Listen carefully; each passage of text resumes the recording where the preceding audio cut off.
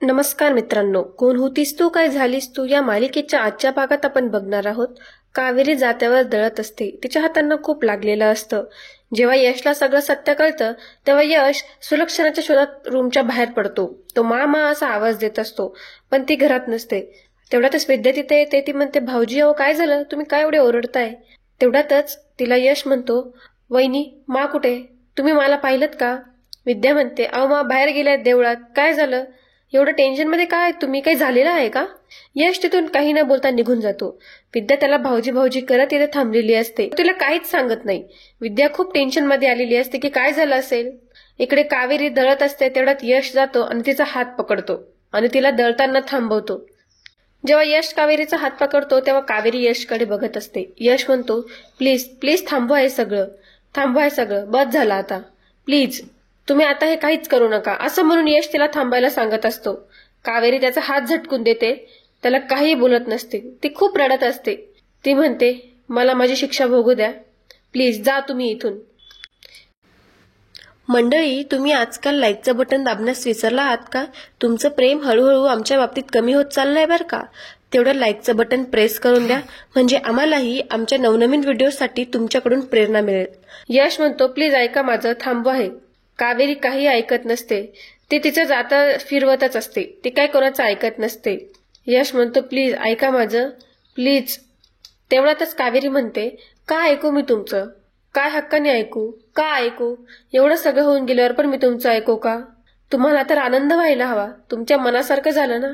तुमचाच संशय होता ना माझ्यावर, म्हणून तर मग हे सगळं होतंय. म्हणूनच तर तुम्ही माझा पाठलाग करत होतात.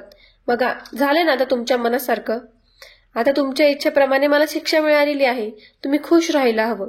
तुम्ही कशाला इथे आलेले आहात? मला माझी शिक्षा भोगू द्या, मला माझं काम करू द्या, तुम्ही जा इथून, असं म्हणून ती यशला तिथून जायला सांगत असते. कावेरी म्हणते, मला माझी शिक्षा भोगू द्या ना, मी काहीही सहन करेन, तुम्ही कशाला काय बोलतायत? तेवढ्यात यश म्हणतो, अहो माझ्याकडनं चुकी झाली, माझा खूप मोठा गैरसमज झाला होता. मी तुमच्यावर फक्त तुम्हाला विचारायला आलो आणि यामी ताईने सगळं ऐकून सगळ्या घरात सांगून दिलं. मला फक्त गैरसमज झाला होता, मला तो क्लिअर करायचा होता, पण त्याआधीच हे सगळं होऊन गेलं. मी या सगळ्यासाठी सॉरी म्हणतोय ना तुम्हाला. ऐका माझं, प्लीज तुम्ही थांबवा.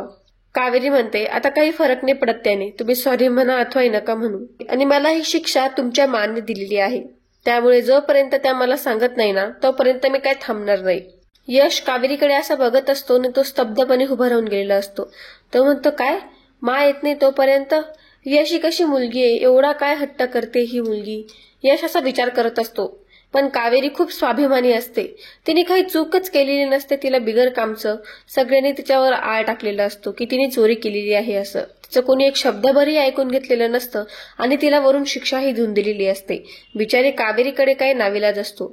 ती काही कोणाला सांगूही शकत नसते त्या घरात, कारण कोणी विश्वासाचा असेल असं तिचं त्या घरात कोणीच नसतं. ती दिलेली शिक्षा पार पाडत असते. यशला त्या गोष्टीचं खूप वाईट वाटत असतं. यश बघतो की तिला ते जातं फिरवता पण येत नाही. त्याच्या हातांना त्रास होतोय, तरी पण तिथे जातं फिरवते, मुठभर गहू टाकते आणि जातं फिरवते. असा सगळा प्रकार हा यश तिच्याकडे बघतो. यश एक काम करतो, तो सुलक्षणाला फोन करतो, म्हणजे जेणेकरून फोनवर जर त्यांचं बोलणं करून दिलं तर कावेरी तिचं काम करताना थांबेल. पण सुलक्षणाचा फोनच लागत नसतो. यश विचार करतो की माझा फोन का लागत नाहीये. कावेरीच्या पूर्ण हातभर जखमा होऊन गेलेले असतात. तिला काही फिरवता येत नसतं. यश बघतो की तिच्या हाताला एवढं लागलेलं आहे. त्याला खूप वाईट वाटत असतं, कारण की या सगळ्या मागे दोष कुठे ना कुठे यशचाच होता. बिचारी खूप रडत असते. तिला इतका त्रास हात बघून यशला चांगलं वाटत नसतं, पण तरी ती पुन्हा जातं फिरवायला घेत असते. यश तिच्याकडे बघतो. त्याला कळत नसतं काय करावं. तो तिच्या समोर येऊन बसतो आणि यश म्हणतो, तुम्ही नाही थांबणार ना? ठीक आहे, तुम्हाला कोणाचं नाही ऐकायचं आहे ना? मग मी पण तुमच्या बरोबर ही शिक्षा भोगणार आहे. आता तुम्हाला माझं नाही ऐकायचं तर नका ऐकू. यश दुसऱ्या बाजूने जाता पकडतो आणि जाता फिरवत असतो. कावेरी त्याचा हात झटकून देते. ती म्हणते, काही गरज नाहीये मला कुणाच्या मदतीची. मला एकटीला शिक्षा दिलीये तर मी एकटी शिक्षा भोगणार. तुम्ही इथून जा. तुम्ही कशाला आला आहे तिथे? उगीच तुम्ही इथे थांबू नका, अजून गैरसमज वाढतील. तुम्ही आधीच खूप काही करून ठेवलंय माझ्यासाठी, आता पुन्हा मला तुमच्याकडून काहीच नकोय, प्लीज. कावेरी म्हणते मला नकोय कोणाची मदत, आणि तुमची तर मुळीच नकोय मला मदत. तुम्ही खूप मदत करून झाली तुमची मला, आता तुम्ही इथून जा, असं ती यशला सांगते. यश म्हणतो हे बघा मी तुमच्या पुढे हात जोडतो, मला माफ करा, माफ करा, चूक झाली माझी.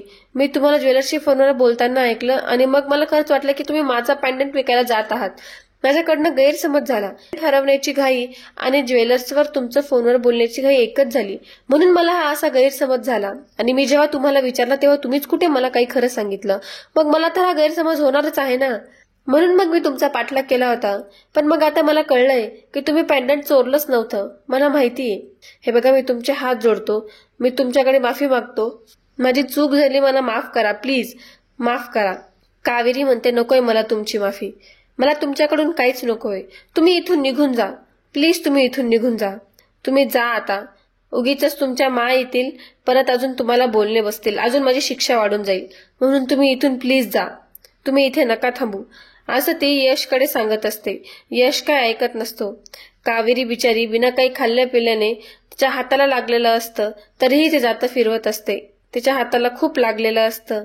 ती तिचे हात बघते तर पूर्ण लाल होऊन गेलेले असतात, खूप जखमा झालेल्या असतात. तिला खूप आठवण येत असते तिच्या घरच्यांची, त्याच्यामुळे कावेरी खूप रडत असते.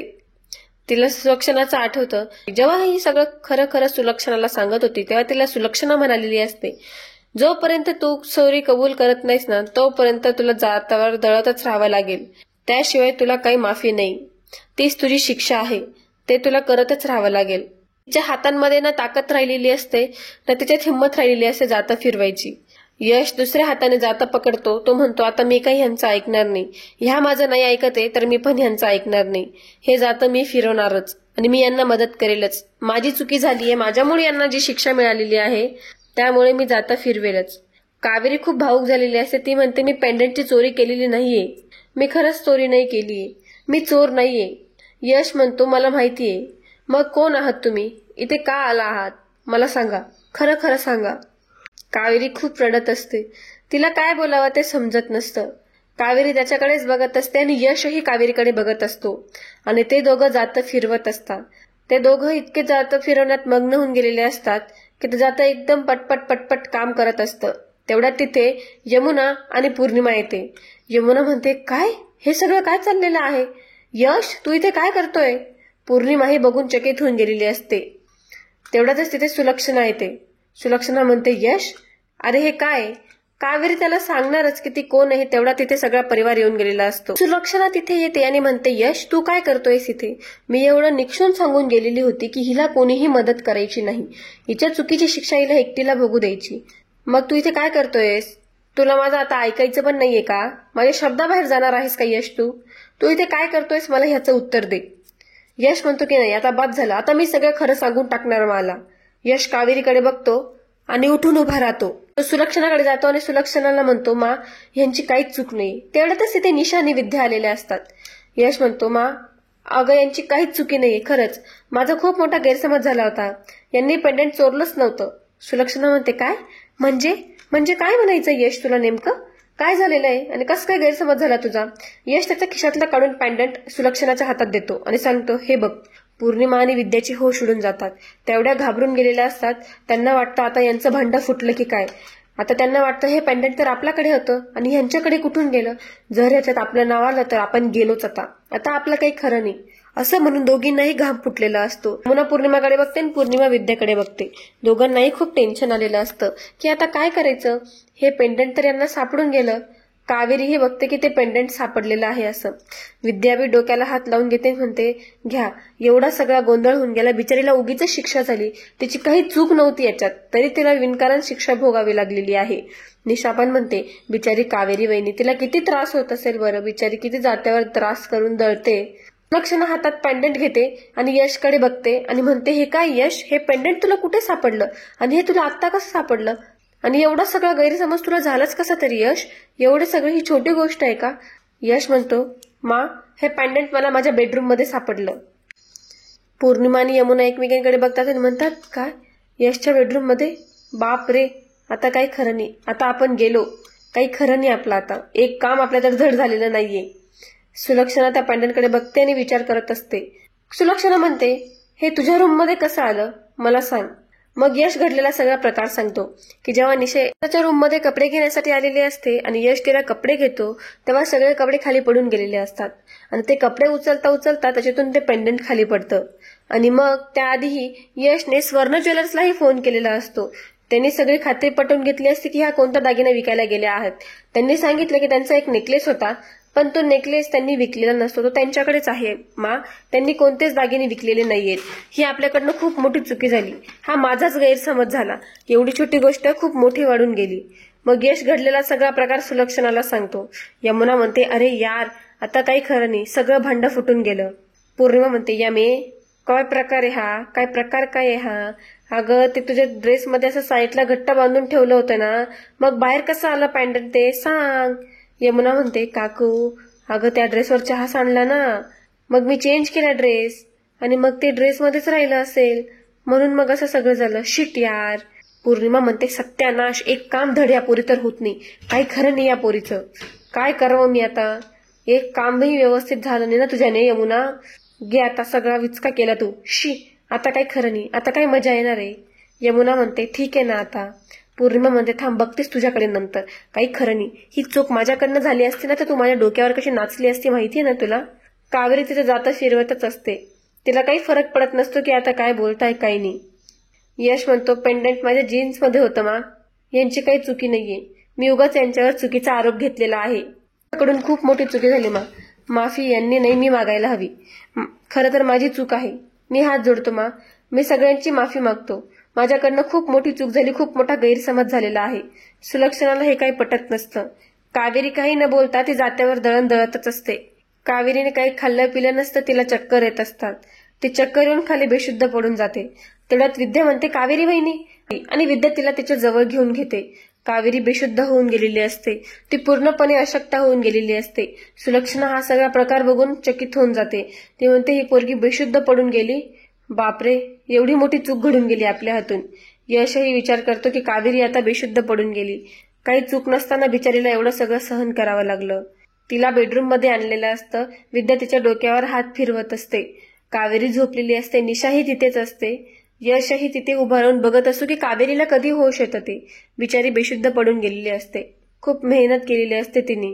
विद्या म्हणते इतके तास न खाता न पिता यांनी सगळं गहू दळत बसले आहे वहिनी, म्हणून हे सगळं झालं, म्हणून एवढ्या अशक्त झाल्या. आधीच त्यांनी काय काय सहन केलंय आणि त्यात हे शिक्षा, सगळं त्यांच्याच वाटे का एवढं दुःख लिहिलंय देवा. विद्याला खूप वाईट वाटत असतं. यश म्हणतो यांची ही अवस्था माझ्यामुळेच झालेली आहे वहिनी, याच्यात सगळी चूक माझी आहे. विद्या म्हणते भाऊजी अहो काळजी करू नका, त्यांना आराम केले की बरं वाटेल, तुम्ही काळजी करू नका, तुमची पण काही चूक नाही हो भाऊजी, आता सगळी वेळच तशी होती म्हणून तुम्हाला पण तसा गैरसमज झाला असेल, तुम्ही जास्त विचार करू नका. मी त्यांच्यासाठी आणि मस्त सूप घेऊन येते, असं गरमागरम सूप पिलं ना तर त्या कशा उठून उभ्या राहतील बघा. तेवढ्यात तिथे चिकू रडायला लागतो. निशा म्हणते दादा चिकू रडतोय वाटतं, मी बघते चिकूकडे, जाते मी चिकूकडे, आणि ती निशा चिकूकडे निघून जाते. यश तिथे एकटाच थांबलेला असतो. कावेरी बिचारी खूप अशक्त झालेली असते, त्याचे हात खूप दुखत असतात, त्याच्या डोळे उघडणे एवढीही ताकद राहिलेली नसते. यश कावेरीकडे जातो आणि विचार करतो हे सगळं माझ्यामुळे झालेलं आहे, मी उगीच त्या बिचारीला खूप त्रास दिलेला आहे, सगळं माझ्यामुळे झालं. आधीच त्यांनी एवढं सगळं सहन केलं आणि वरून परत आता त्यांना ह्या सगळ्या गोष्टीही सहन कराव्या लागतायत. तेवढं त्याचं लक्ष त्याच्या हातावरच्या जखमांकडे जातं आणि यश त्या जखमांकडे बघतो आणि त्याला खूप वाईट वाटतं की तिच्या हाताला किती जखम झालेल्या आहेत, त्याच्या जखमांना काही कोणी मलमपट्टीही केलेली नाही. यश तिच्या जखमांकडे बघतो आणि तिच्याकडे बघतो तर त्याला खूप वाईट वाटत असतं. त्याला वाटतं या जखमांमुळे जास्त झालेलं असेल. कावेरीला सगळं स्वप्नात आठवत असतं की कशी समुद्राच्या किनारी मुकुंद आणि ती पकडापकडी खेळायचे, कसं त्यांचं मस्त सुखी समृद्ध जीवन होतं, एकदम मस्त मजेत कजेत तिचं आयुष्य चाललेलं होतं. सगळे लाड तिचे मुकुंद पुरवायचा, एकदम आरामात सगळं व्यवस्थित चाललेलं होतं. आणि आता हे सगळं काय होऊन गेलं तिच्या आयुष्यात. तिला जेव्हा काटा रुतलेला असतो तो क्षणही तिला आठवत असतो की तिच्या पायाला जेव्हा काटा रुतलेला असतो तेव्हा मुकुंदने कसं काळजीने तिचा काटा काढलेला असतो, लक्ष दुर्लक्ष करून काटा पटकन एका झटक्यात काढून घेतलेला असतो. तिला एक एक गोष्ट मुकुंदची आठवत असते. जेव्हा तिला लागलेलं असतं तेव्हा तिच्यापेक्षा जास्त त्रास मुकुंदला होत असतो, हे सगळं तिला आठवत असतं. ती म्हणत असते मला लागलेलं आहे, तर मुकुंद म्हणतो बापाला पण त्रास होतो. तेवढ्यातच त्याचे डोळे उघडतात आणि ती बघते की यश तिच्या जखमांना मलम लावून देतोय. तो तिच्या हाताची मलमपट्टी करत असतो. तेवढ्यातच कावेरी यशकडे बघते आणि हा इथे काय करतोय हा ती विचार करत असते. तो तिची खूप काळजी घेत असतो. ती तिचा हात त्याच्याकडून हिसकावून घेते आणि उठून उभी राहते. ती म्हणते की तुम्ही इथे काय करताय, तुम्ही जा इथून, असं म्हणून ती यशला जायला लावते. यश म्हणतो औषध नाही लावलं तर जखम अजून चिघळेल आणि तुम्हाला अजून जास्त त्रास होईल, हात द्या इकडे. आणि तो तिचा हात घेऊन जखमवर टूप लावायला घेतो. पण ती तिचा हात परत हिसकून घेते. ती म्हणते नाही, मी लावते स्वतः औषध, मला कुणाच्या मदतीची गरज नाहीये. यश म्हणतो तुमचा जो माझ्यावरचा राग आहे तो रुसवा तुम्ही नंतर काढा, आता तुम्ही माझ्याकडे हात द्या, मला औषध लावू द्या. आणि तो तिचा हात घेतो त्याच्यावर औषध लावायला लागतो. पण ती त्याला औषध लावूच देत नसते. कावेरी म्हणते माझं कुणावरही काहीच राग नाहीये आणि तुमच्या नजरेत तर मी चोर आहे ना, मग तुम्ही कशाला माझी मदत करायला आलेत. मग मी रागवले किंवा नाही रागवले तुम्हाला याने काय फरक पडतो, तुम्हाला याच्याने काही फरक पडायलाच नकोय. आपला काही संबंधच नाहीये म्हणून तुम्हाला या गोष्टी काही मॅटरच करायला नको. यश म्हणतोय मी त्या चुकीसाठी सॉरी म्हणालोय तुम्हाला आधीच, माझ्याकडनं मोठी चुकी झालेली आहे, मी तुम्हाला गैरसमज करून घेतला. आय नो तुमची चूक नव्हती, कळलंय मला, पण माझ्या गैरसमजामुळे हा एवढा सगळा इश्यू होऊन गेला. द्या इकडे, मी लावतो. कावेरी त्याला अजिबात काही मदत करू देत नसते. कावेरी म्हणते आता अचानक मी तुम्हाला निर्दोष वाटायला लागलीये का, एवढ्यात कसं काय बदल झाला, हा साक्षात्कार कसा झाला मला जरा सांगणार का. मग यश सगळं सांगतो की तुम्हाला शिक्षा भोगताना पाहिलं तेव्हा वाटलं मला की तुम्ही ही शिक्षा भोगताय तर याच्यात तुमची चुकी नाहीये. आणि ते एकमेकांकडे बघायला लागतात. सुलक्षणा खोलीत येते आणि विचार करत असते आणि म्हणते काहीतरी चुकतंय माझं, पण काय चुकतंय हे मला कळत नाहीये. माझ्या समजण्यात काहीतरी घोळ होतोय का, नक्कीच काहीतरी घोळ होतोय. पौर्णिमा आणि यमुना जेव्हा सुलक्षणाला हे सगळं समजत असतात तेवढ्यात पौर्णिमा जाते आणि म्हणते वहिनी असं काहीच नाहीये, असा अजिबात तुम्ही विचार करू नका. तुम्ही ना त्या मुलीला अगदी बरोबर ओळखलंय. मी तर म्हणते पेंडेंट तिनेच चोरलंय, सोनाराकडे जाऊन विकायला तिच्याकडे हाय तरी काय मला सांगा ना. तेवढ्यात सुलक्षणा म्हणते पण यश तर म्हणाला. पौर्णिमा म्हणते अहो यश किती साधा भोळा आहे आपला, तुम्हाला माहिती नाही का, म्हणजे त्याला कुणाला त्रास झालेला आवडत नाही, कोणाला शिक्षा झालेली नाही बघवत ना, सहन होत नाही त्याला. आणि मग ही मुलगी तर मग काय त्याच्या लाडक्या भावाची बायकोच आहे ना, त्याची लाडकी वहिनी. आता तिच्यावर चोरीचा आळ आलेला म्हटल्यावर त्याला नाही बघवणार ना वहिनी, ते त्याला दया आली ना त्याची, म्हणून तो तिला पाठीशी घालत होता, तुम्हाला माहिती नाही का. यमुना पण तेच म्हणते. हो ना, त्या कावेरीने चोरी केली हे यशने स्वतःहून कुठे सांगितलं आपल्याला, हे मी ऐकलं तेव्हा समजलं. नशीब मी सगळं ऐकलं म्हणून मग हे सगळा प्रकार मला कळाला ना, म्हणून मग मी हे सगळं सांगितलं. पौर्णिमा म्हणते हो म्हणते पण हे पेंडंट यशच्या रूम मध्ये कसं गेलं, हा प्रश्न जेव्हा सुलक्षणाला पडतो तेव्हा पौर्णिमा आणि यमुनाचे होश उडून जातात. त्या विचार करतात की आता ह्याला काय उत्तर द्यायचं, मला काय कळत नाही, आता या पेंडेंटचा जुगाड काय करायचा, असं त्या दोघी विचार करत असतात. यश कावेरीला सांगतो तुम्ही घरातल्यांचं वाटेल तसं बोलणं ऐकून घेतलं, माने सांगितलं म्हणून तुम्ही शिक्षा करायला तयार झालात, पोतभर गहू दळायला तयार झालात, न काही खाता पिता तुम्ही सलग पोतभर गहू दळायला बसून गेलात, तुम्ही तुमच्या चुकीची कबुली दिली नाही. त्यामुळे मला वाटलं की खरं बोलणारी मुलगी, एक प्रामाणिक व्यक्तीच एवढं ठाम राहू शकते, जी खोटं बोलणारी व्यक्ती असते ती ना एवढं ठामपणे बोलते न कोणी दिलेली शिक्षा स्वीकारते. म्हणून मग मला असं वाटलं की ही चुकी तुम्ही केलेली नाहीये, न घाबरता येईल त्या सगळ्यांना सामोरे गेला तुम्ही, म्हणून मग मला असं वाटलं की तुम्ही ही चुकी केली नाहीये. यश त्याचे कान पकडतो आणि तिला सॉरी म्हणतो. यश म्हणतो सॉरी, मला माफ करा, माझ्याकडनं खरंच खूप मोठा गैरसमज झाला आणि त्या गैरसमजमुळे तुम्हाला शिक्षा भोगावी लागली. कावेरी त्याच्याकडे बघते आणि म्हणते की हा किती चांगला मुलगा, हा कान पकडून मला माफी मागतोय. यश म्हणतो सॉरी, चूक माझी होती आणि शिक्षा तुम्हाला भोगावी लागते. कुठे ना कुठे कावेरीच्या मनातही यशबद्दल भावना यायला लागतात, पण ती काही बोलू शकत नसते. तिला चांगलं वाटत असतं की यश तिला सॉरी म्हणायला गेलेला आहे असं, पण ती काही बोलू शकत नसते. ती काहीच बोलत नसते आणि विचार करत असते की हा एवढा माफी मागतोय, याच्या चुकीची मला माफी मागतोय आणि तो मला मलमपट्टी करायला पण आलेला आहे. यश म्हणतो बांधू का पट्टी आता तुमच्या हाताला, माझ्याबद्दलचा राग गेला आहे का. इकडे सुलक्षणा विचार करत असते आणि पौर्णिमा यमुना तिचे कानं भरत असतात. पौर्णिमा म्हणता वहिनी अहो किती घोळ सगळ्यांचा, केवढा बोबाटा झाला त्याच्यावर, आणि मग तिच्यावर आळ आला ना, मग तिने स्वतःचा आळ दुसऱ्यावर टाकायला काय केलं, गुपचूप जाऊन त्या पेंडेंट यशच्या खोलीत ठेवून दिलं. हे तुम्ही लक्षात घ्या वहिनी, असंच केलेलं आहे तिने सगळं. असं सगळं यमुना सुलक्षणाच्या कानात भरवत असते. वहिनी मला खात्री आहे तिनेच ते पेंडंट यशच्या रूम मध्ये ठेवला असेल. यमुना म्हणते बिचारा आपला यश, त्याची चूक नसताना सुद्धा त्याने माफी मागितली, तो फसून गेला. तिने नाही माफी मागितली. पाहिलं ना मा तू किती चालाक ती मुलगी. मा त्या कावेरीने खूप हुशारीने यशला तिच्या जाळ्यात फसवलंय. मा तू तिच्यावर विश्वास ठेवू नको. सुलक्षणा हे त्यांचं ऐकत असते. सुलक्षणा हा विचार करत असते. सुलक्षणा सगळं आठवत असतं की जेव्हा कावेरीला पहिल्यांदा ती बघत असते तेव्हा कावेरी सगळं काम करत असते. कावेरी म्हणत असते की कुठलंच काम स्त्रीचं आणि पुरुषांचं नसतं. आजची स्त्री चंद्रावरही जाऊ शकते, ते काही कमी नाहीये. पुरुषांपेक्षा 2 पावलं पुढे असते स्त्री, असं सगळं ती बोलत असते. हे सगळं सुलक्षणाला आठवत असतं. आणि कशी ती लाठीबाज करून तिने गुंडांवर वार केलेले असतात, ती समाजसेवा करत असते, हे सगळा प्रकार सुलक्षणाला आठवत असतो. तिच्या हातातला पेंडंट घेते सुलक्षणा आणि त्याच्यावर विचार करते की एवढा सगळं मी तिच्यावर चोरीचा आरोप केला तरीही ती काही बोलली नाही. आणि तिथून सुलक्षणा न काही बोलता निघून जाते. इकडे यमुना आणि पौर्णिमाला वाटतं की आता त्यांनी सुलक्षणाच्या मनात तिच्याबरोबर मस्त जाळ, तिच्या विरोधात मस्त सगळा पेरून दिलेला आहे ते, आणि दोघीही हसत असतात. पौर्णिमा म्हणते बघच यमे आता वहिनी जाऊन तिला कसं सुनावतील, तिची आता काही खेर नाही, तिला कसं हळूहळू करून या घरातून काढताना बघच. यश म्हणतो आता ही पट्टी मी बांधू शकतोय का तुमच्या हाताला? मी बांधून देतो. कावेरी विचार करत असते की मी याला हात देऊ का नको माझा, मला काही कळत नाहीये.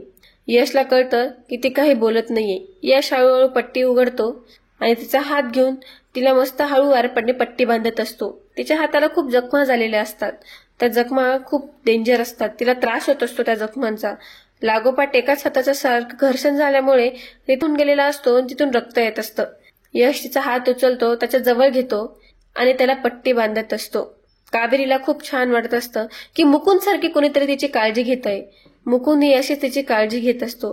पट्टी बांधताना तिला थोडासा त्रास होत असतो. यश त्याची काळजी घेऊन हळूवारपणे पट्टी बांधत असतो. यश खूप मायेने तिची पट्टी बांधत असतो. कावेरी त्याच्याकडे बघत असते की हा किती प्रेमाने मला पट्टी बांधतोय ते.